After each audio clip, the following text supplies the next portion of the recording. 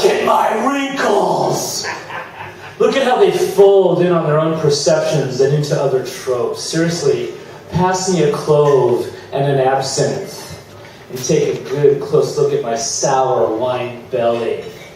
It's the gurgling reincarnation of Whitman's song of just about goddamn everything. Rub it for luck.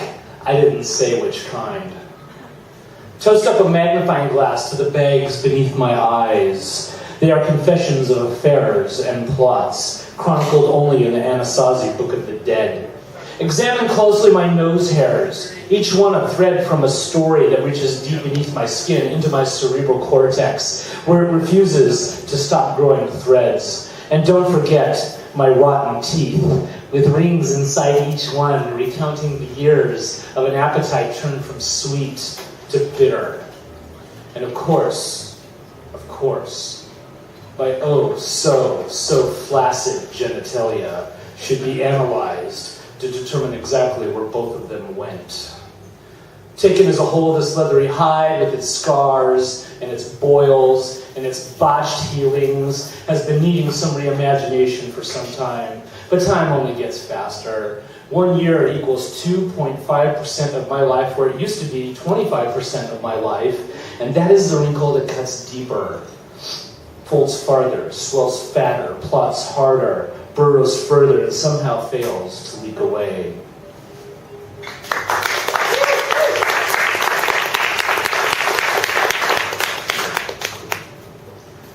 This poem is entitled, In Response to Your Remembering Our Anniversary.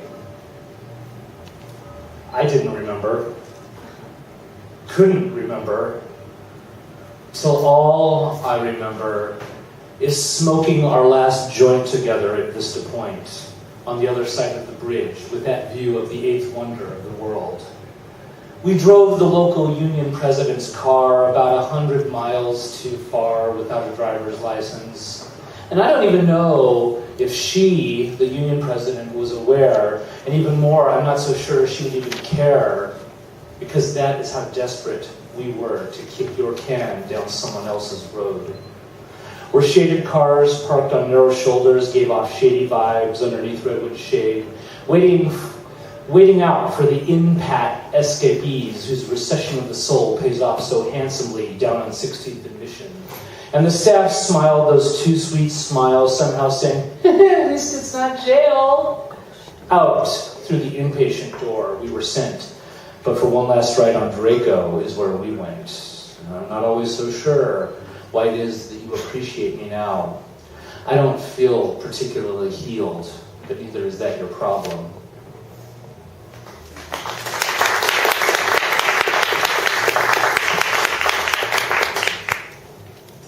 This is called Originator. Why is it that you think somehow you are the first person to discover that you are capable of murdering the person you most love? So true.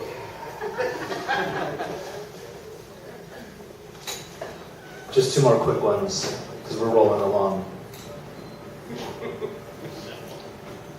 This is available on the table over here. This is the crux. Thank you to he who cannot be here, J.D. Nelson. By noon, distant rumblings of avalanches began to sound. Little Jean's feeble cries alerted his playmates. The following year, as a young graduate at the University of London, there was a terrible sadness and weariness in him. In 12 years, he dreamed he had heard of every single fetish. But he'll put them out and rid you of the burning. And in the last days, the silver locust turned about and went home to live, or not to live.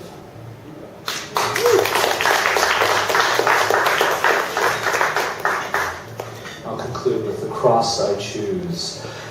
The cross I choose rolls into town in a 52 Ford, hating the wannabe beatnik, talking and smoking shit in the back seat, chattering teeth, driving by candlestick. We let the punk kid out of our jalopy in questionable quarters, and then head inland and head north, trying to leave the stench of Mexico behind, looking for God's country. Those days still put a kink in my neck when I smell a dead fish or a hophead firing up on some kind of musty that feels like feet walking down my calcifying spine. Thank you. Thank you.